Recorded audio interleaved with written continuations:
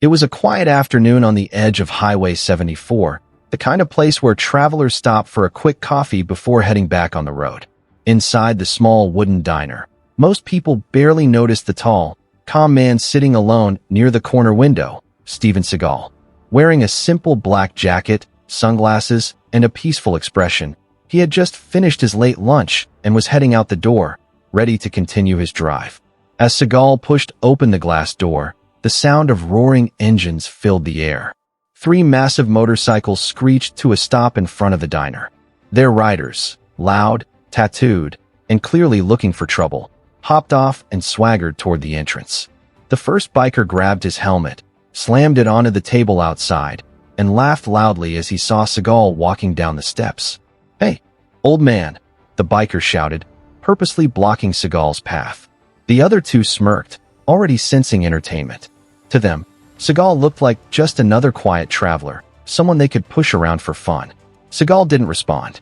He simply gave a polite nod and attempted to walk around them. But the lead biker stepped forward, bumping his shoulder into Seagal's chest. "Hard.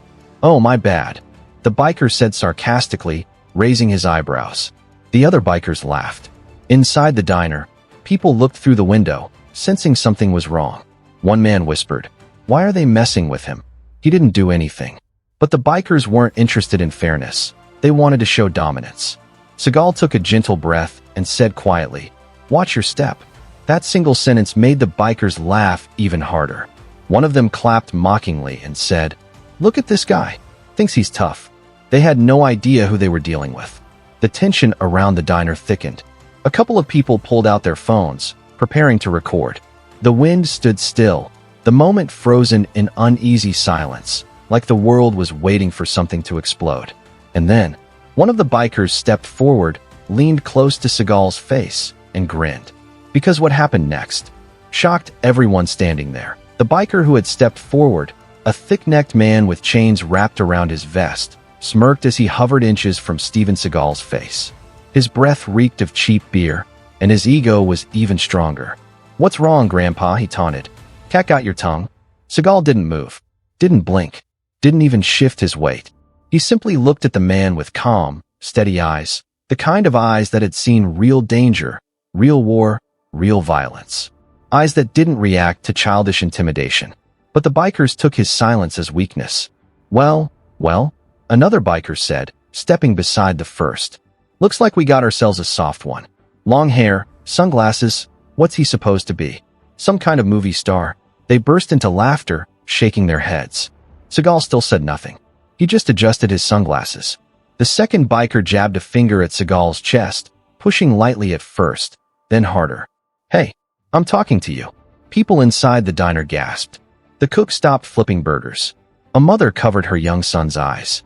Someone whispered, "Why is he messing with that guy? Just leave him alone." But the bikers had no intention of leaving. They wanted a reaction, any reaction, something they could brag about later. Seagal took a slow breath and said in that deep, calm voice of his, "Fellas, I'm only going to warn you once. Move aside." The bikers froze for a split second, surprised by the tone. Not loud, not angry, just certain. Then they burst out laughing again. "Oh ho ho, the old man's got some spirit," one shouted. The lead biker leaned closer. "Or maybe he thinks he's some kind of ninja?" No, another said, stroking his beard as if thinking deeply. "Maybe he's one of those YouTube karate grandpas. You know, the ones who wave their hands and fake being strong." The group roared with laughter. A few people outside began recording on their phones. More eyes turned. The air thickened with uncomfortable curiosity. The third biker, a lanky man with a long tattoo up his neck, walked in a slow circle around Seagal, observing him like a predator hunting prey. "He's not reacting," the lanky biker said, frowning. "Dude's either scared or stupid." "No," the leader said confidently. "He's scared." He reached out and flicked Seagal's shoulder, lightly, mockingly, as if testing him. Seagal didn't budge. The flick turned into a shove. Still, no reaction. The bikers grinned, thinking they had just won. Inside the diner, a man whispered, "They're making a huge mistake. You don't mess with someone who stays that calm." Seagal slowly exhaled. He wasn't angry. Not yet. He simply didn't want to fight. Not unless he had to. Not unless someone crossed the line. But the bikers were getting closer and closer to that line with every push, every insult, every arrogant laugh. The leader cracked his knuckles and said, "All right, let's see what happens when we really test him." The crowd shifted nervously. Someone outside murmured, "This isn't going to end well." And then, the thick-necked biker raised his hand, and everything around the diner seemed to freeze. The next moments would be recorded from 5 angles, posted online, watched millions of times. But before the world saw the biker on the ground, they witnessed the moment he made the biggest mistake of his life. The air outside the diner felt heavy, as if the world itself was holding its breath. Steven Seagal stood completely still, hands relaxed at his sides, expression calm, almost serene. The 3 bikers, however, were anything but calm. The leader, thick-necked and overconfident, clearly believed he was in total control of the situation. He cracked his knuckles loudly, staring at Seagal with a grin that stretched a little too wide. "Let's wake the old man up," he chuckled. His friends laughed. The crowd did not. One woman whispered, "Why isn't he walking away?" Another man replied, "Because he doesn't need to." But the bikers didn't hear the warnings. They were too busy entertaining themselves. The lanky biker with the neck tattoo circled behind Seagal, pretending to throw fake punches in the air, like a child mimicking a boxer. "Look, I'm Bruce Lee," he shouted, flailing dramatically. People watching shook their heads. Inside the diner, more customers pressed against the window, eyes wide. A truck driver muttered, "These idiots seriously think they're scaring him." The thick-necked biker reached out again, this time giving Seagal a firmer shove on the shoulder. "Hey, you listening?" he barked. Seagal slowly turned his head, not with anger, not with frustration, but with a kind of disappointed patience that made the biker's grin falter for half a second. That tiny hesitation only lasted a moment, but it was enough to show the biker something he didn't want to admit. Steven Seagal was not intimidated, not even slightly, but instead of backing off, the biker mistook his own fear for courage. He stepped forward, closing the distance until the 2 men stood nose to nose. The leader leaned in so close that Seagal could smell the beer on his breath. "You think you're tough?" the biker taunted. "Say something. Come on." Seagal remained silent. The biker's face reddened. He didn't like being ignored. Behind them, one of the spectators whispered, "This is going to end badly." The thick-necked biker finally snapped. "All right," he growled. "Time to teach you some respect." The man's hand rose slowly, almost dramatically, as if he wanted the entire crowd to witness his next move. He spread his fingers wide, cocking his arm back. His friends grinned, leaning forward in anticipation. And then, smack! The sound exploded across the parking lot like a gunshot. The biker's palm collided with Steven Seagal's cheek in a sharp, echoing slap that made several people gasp out loud. Birds flew from a nearby tree. A cup of soda fell from someone's hand. A man outside the diner literally dropped his fries. The slap had landed. The biker stood frozen, his hand still hovering midair, stunned by his own audacity. He looked at his friends, then at Seagal, expecting him to fall, stumble, shout, defend himself, anything. But Steven Seagal didn't move. Not 1 inch. He simply turned his head, slowly, almost mechanically, back toward the biker. His sunglasses reflected the man's shocked expression perfectly, creating an image that looked straight out of an action movie. The leader biker swallowed hard. For the first time, a tiny spark of fear flickered in his eyes. He had just slapped someone who didn't even flinch. Inside the diner, a teenager whispered, "No way." He didn't even react. Outside, phones were raised high, recording every second. The lanky biker took a small step back, suddenly unsure. "Dude, maybe we should." But it was too late. Seagal finally spoke. Just 1 sentence. One quiet, steady sentence that rolled through the air like distant thunder. "You just made a big mistake." The biker's smirk vanished. His bravado melted off his face like wax in a flame. What did you say?" he stuttered, his voice cracking slightly. Seagal didn't repeat himself. He didn't have to. The message was already written across the biker's fate. Before anyone could blink, Seagal shifted his weight. Not aggressively, not violently, but with the smooth, fluid motion of someone who had spent decades mastering the art of control. His posture didn't look threatening. It didn't look dramatic, but it carried one silent promise. The fight was already over. The biker stepped back nervously, trying to mask his fear with anger. "Hey," he shouted, pointing a shaky finger. "Don't try anything. I swear if you—" He never finished the sentence. Because at that exact moment, the world seemed to freeze. The kind of freeze where everyone knows something unbelievable is about to happen. A woman whispered, "Here it comes." A man whispered back, "Watch closely." The thick-necked biker had no idea that his slap, his arrogance, his laughter, had just triggered a reaction he could never have imagined. And 1 second later, he would be kissing the pavement. For a moment, the world stood impossibly still. The thick-necked biker who had slapped Steven Seagal was frozen in place, his hand trembling slightly in the air, as if even his muscles were questioning the decision he had just made. His friend stared, confused, waiting for Seagal to explode, to shout, to swing. But Steven Seagal did none of those things. Instead, he lowered his chin slightly, breathing out as if releasing decades of discipline in a single exhale. His sunglasses gleamed under the afternoon sun. The parking lot went so silent that the faint hum of a passing truck sounded like thunder. A father standing at the diner window whispered, "Look at his stance. This is about to get real."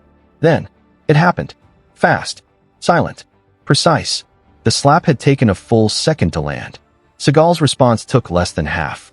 With a single fluid motion, he caught the biker's wrist, not with rage, but with the casual ease of catching an apple falling off a table. The biker's eyes widened.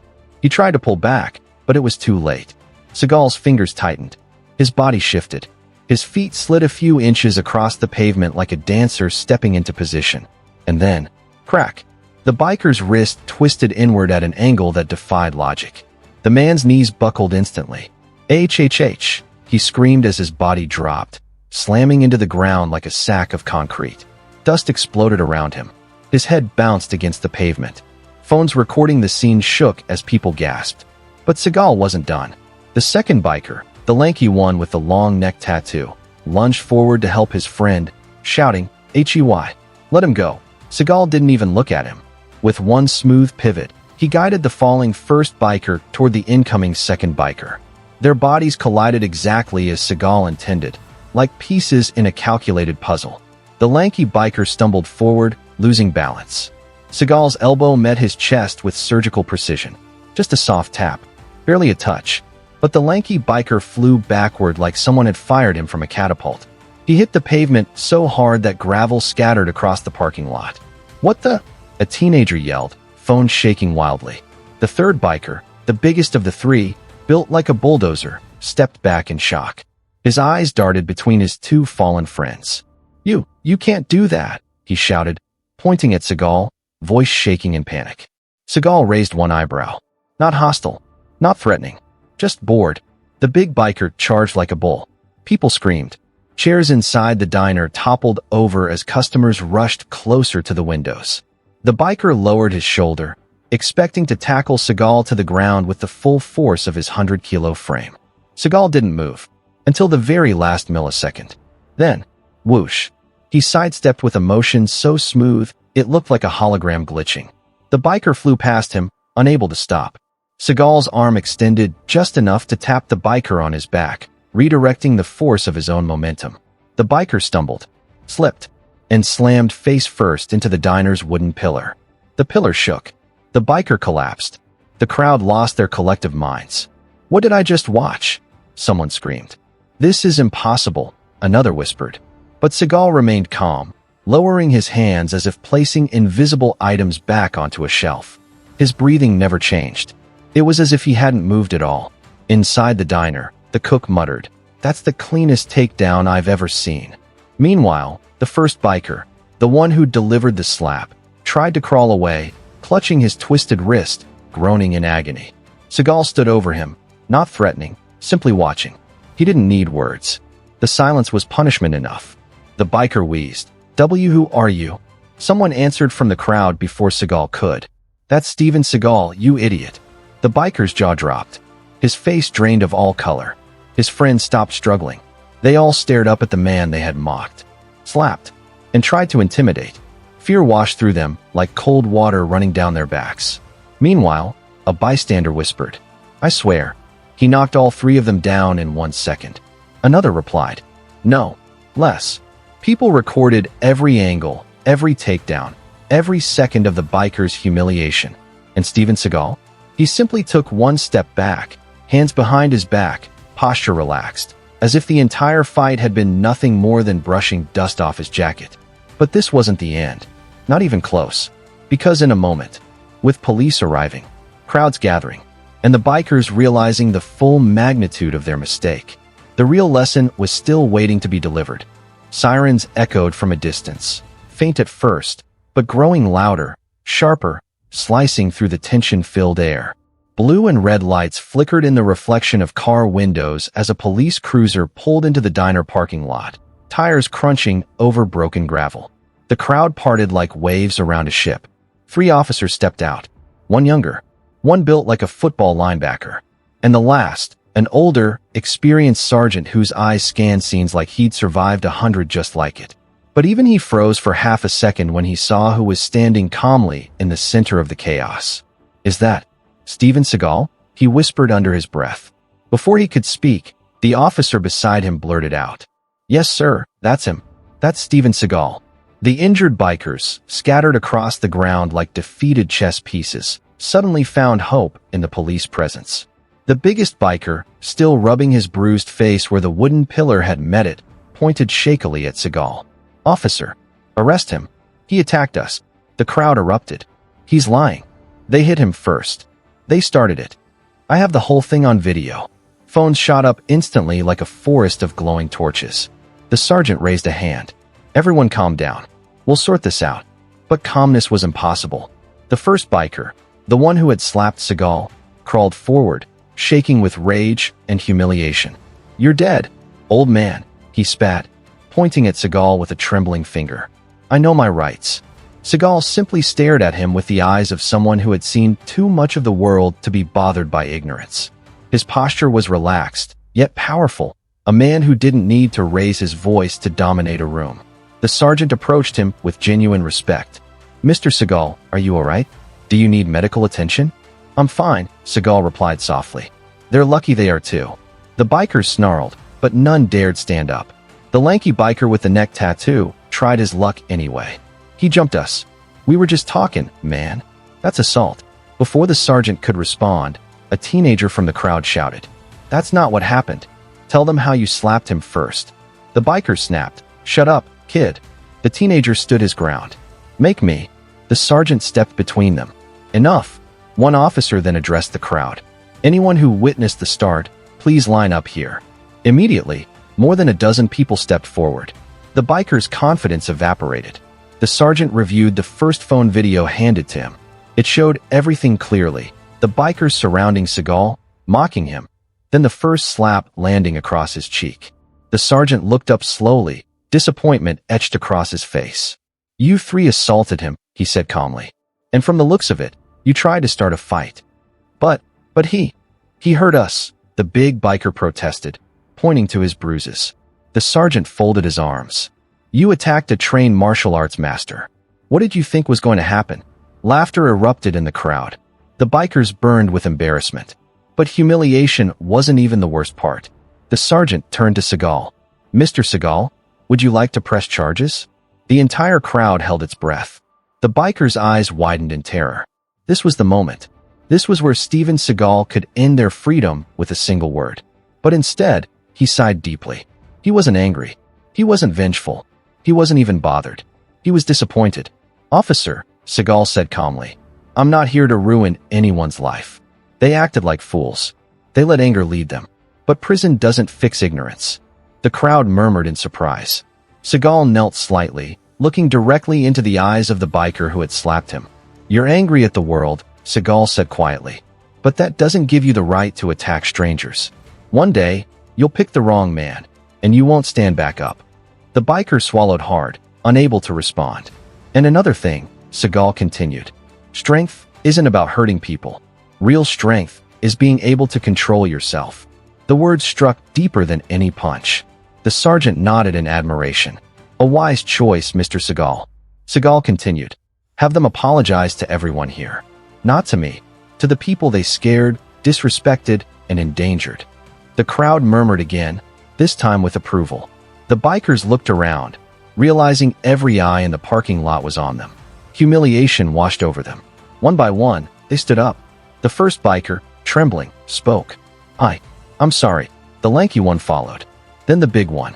Their voices were barely audible at first, until the sergeant barked. Louder. We're sorry, they shouted. The crowd cheered, and Seagal simply nodded, satisfied. But as the bikers turned to leave, the sergeant added one last detail. You three are getting fined for disorderly conduct. And if you ever pull something like this again, you won't be this lucky. The bikers lowered their heads. Seagal turned away, ready to leave, but a little girl tugged his sleeve. Mr. Seagal, how did you move so fast? He smiled gently. Years of practice and a calm mind. The crowd applauded, not for the fight, but for the lesson. And as Seagal walked toward his car, the story of what happened was already exploding online. By the time Steven Seagal got back into his car, the parking lot was still buzzing like a live wire. People were talking over one another, replaying the videos they had captured, showing each other slow-motion clips of the moment Seagal moved like a shadow and dropped the three bikers in under a second. But the real explosion happened online. Not 5 minutes after Seagal drove away, the first video hit TikTok. Bikers slapped Steven Seagal and regret it instantly. Within 20 minutes, it had over 200,000 views. Within an hour, it crossed 3 million. Comments flooded in. Bro moved like a ninja. Steven Seagal still got it. Those bikers picked the literal worst target. Replay button is crying. Anyone else slow-mo'd the takedown like 20 times? Across social media, people stitched the video, breaking down Seagal's movements frame by frame. Martial artists analyzed it. Self-defense instructors praised it. Reaction channels exploded with shock. And within 2 hours, major pages reposted the video with dramatic captions. Respect the legends. Never judge a calm man. This is why you never provoke the wrong person. Meanwhile, the three bikers, humiliated, bruised, and terrified, had no idea how massive the story had become. They'd left the diner embarrassed, but relieved they weren't arrested. They thought they could hide. They thought the world would forget. They were wrong. By late afternoon, their faces were plastered everywhere. Clips zoomed into the moment they slapped Seagal. Clips zoomed into Seagal's relaxed reaction. Clips zoomed into the precise second the bikers hit the ground like sacks of cement. People posted memes. Level 1 thugs versus level 99 boss. He slapped Seagal. RIP to his pride. This is what we call instant karma. But the biggest viral post came from a woman who had filmed the clearest angle. They thought he was just an old man. They forgot he's Steven Seagal. Over 25 million views in a single night. The next morning, things turned even worse for the bikers. Because their biker club had seen the video too. At a small, grimy garage on the edge of town, the three bikers sat on a torn sofa, staring at a laptop screen playing the viral clip for the 1,000th time. Each replay hurt worse than their bruises. Look at you, the big bikers club leader growled, pointing at the screen. Slaps a celebrity? Picks a fight with a legend? Gets knocked out in front of half the internet. We didn't know it was him. The lanky biker mumbled. You didn't know. The leader repeated mockingly, leaning back. But the rest of the world does now. Our club is a joke because of you. The first biker, the one who slapped Seagal, felt his stomach twist into knots. His face was now a global meme. His name was being dragged everywhere. His humiliation had become entertainment. Another club member laughed cruelly from across the room. Bro got folded like a lawn chair in 0.8 seconds. Shut up, the biker muttered. Make me, the member taunted. Enough, the leader snapped. The garage fell silent. You three will fix this, the leader said coldly. You will apologize publicly. You will clean up the mess you made. Because right now, everyone thinks we're idiots. And we don't tolerate idiots. Public apology. Humiliation. Again. But it was the only option. Meanwhile, miles away, Steven Seagal drank tea in the quiet of his home. Relaxed, peaceful, unaware of half the drama unfolding online. His assistant entered the room, phone in hand. Steven, you're trending. Again? Seagal asked softly. This time worldwide. Seagal raised an eyebrow. The assistant continued. People are calling you a hero. Martial arts schools are using your video for training. Even the police department posted a thank you message about your peaceful handling of the situation. Seagal nodded thoughtfully. I didn't want attention, he said. I know, the assistant smiled. But the world needed that reminder. Calm is strength. That evening, while Seagal remained grounded, disconnected from the chaos, the bikers were preparing for a nightmare. A news van parked outside their clubhouse. Reporters gathered. People live-streamed their arrival. The leader shoved the trio forward. "Fix it," he whispered. The bikers stepped up to the microphones, faces pale, palms sweating. Cameras flashed like lightning. The first biker swallowed hard. "We want to apologize," he began shakily. "To Steven Seagal, and to everyone who saw the video. What we did was wrong, disrespectful, and dangerous." The lanky one continued, voice cracking. "We should have never judged or provoked anyone. What happened was our fault, and we're lucky he didn't hurt us worse." The big one finished with a defeated sigh. "We embarrassed our club and ourselves. We're sorry." The public ate it up. Some forgave them. Some mocked them. Some clipped the apology and made new memes. But the message spread everywhere. Never judge someone by appearance. Never abuse anyone. And never underestimate a calm man. By nightfall, Steven Seagal finally checked the viral clip himself. He watched the moment the slap landed. He watched his body move with the precision of decades of training. He watched the bikers hit the ground like fallen trees. He didn't smile. He didn't brag. He simply whispered. They learned their lesson. But the story wasn't finished yet. Because the next day, something even bigger happened. Something that would turn this viral moment into a worldwide phenomenon. By sunrise the next day, the internet wasn't just talking about Steven Seagal, it was roaring. Clips of the incident dominated every feed, every platform, every trending page worldwide. People in Brazil reenacted the slap and takedown. Fans in the Philippines posted reaction videos. In Japan, martial arts instructors broke down Seagal's movements frame by frame like sacred lessons. And across Europe, news outlets titled their coverage, "The Calm-Minded Master." The slap heard around the world. Seagal's silent teaching. Even celebrities chimed in. A Hollywood actor wrote, "Respect to Steven Seagal. Calm, controlled, disciplined. That's real strength." Athletes reposted the takedown slowed to 0.25 speed. Comedians made jokes about the bikers seeing their souls leave their bodies. And motivational pages quoted Seagal's quiet words. Real strength is being able to control yourself. Within 24 hours, the entire world had transformed the moment into a global message. But while Seagal remained humble and unbothered, the bikers were drowning in the consequences. Their faces became memes. Their apology video was mocked.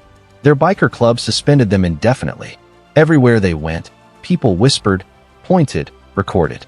They couldn't escape the 1-second humiliation that had now defined them. They met at the same diner they had originally caused chaos in, now empty, quiet. No loud laughter. No bravado. Just 3 defeated men staring at half-finished cups of coffee. The first biker, the one who slapped Seagal, finally broke the silence. "I can't live like this," he said quietly. "I can't walk outside without someone shouting, 'Hey, slap Seagal again.'" The lanky one nodded slowly. "We did this to ourselves." The big one whispered, "Wish we could fix it properly." At that moment, the diner door opened, and the room fell silent. Steven Seagal walked in, not surrounded by cameras, not with a crew, not with security. Just Seagal, calm, steady, composed. The bikers froze, unable to breathe. Seagal stepped forward and sat at the table beside them. The first biker swallowed hard. "Look, we already apologized." "I saw it," Seagal replied. "And the internet's destroying us. We said sorry. What else do people want?" Seagal sipped his tea before answering. "They want you to change," he said softly. "Not just say the words." The bikers exchanged nervous glances. Seagal leaned forward. "You were aggressive. You judged. You disrespected strangers. You thought fear made you powerful." He paused. "But power without wisdom is chaos." The room felt colder. Seagal continued in a calm, teaching voice. "You don't become a man by intimidating people. You become one by protecting the weak, respecting the kind, and controlling your anger." The bikers lowered their heads. The big biker finally asked, "Then what do we do?" Seagal tapped the table gently. "Serve your community. Do something useful. Help people instead of hurting them." The lanky biker frowned. "You think that'll fix everything?" "No," Seagal said. "But it will fix you. And that's where it starts." For the first time, the 3 men didn't feel judged. They felt guided. Before leaving, Seagal added, "And remember, the world may not forgive you quickly, But if you stay consistent, eventually they'll see who you really are. He stood up, nodded respectfully, and walked out the diner door. The bikers sat in stunned silence. But inside, something new had started growing. Something unfamiliar. Respect, humility, and the first spark of change. Over the next few weeks, the three bikers did what Seagal had asked. They volunteered at shelters, helped at community centers, cleaned graffiti, repaired fences, delivered food to elderly neighbors. People filmed them at first, mocking them. But slowly, the tone shifted. Maybe they're trying. At least they're doing something good. Everyone deserves a second chance. And as their community work became consistent, the hate faded. Memes turned into encouragement. Mockery shifted into forgiveness. Meanwhile, Steven Seagal stayed out of the spotlight, refusing interviews, declining talk shows. He didn't want fame from this. He didn't need it. To him, the only victory was how the moment changed people. One evening, Seagal posted a single message to his followers. Strength is not in the hand that strikes, but in the heart that stays calm. It went viral instantly, but not because it was from a celebrity, not because of the hype, not because of the fight. It went viral because it was true, and the world remembered the lesson every time they replayed that famous moment. A slap, a second, a fall, a transformation, but above all, respect.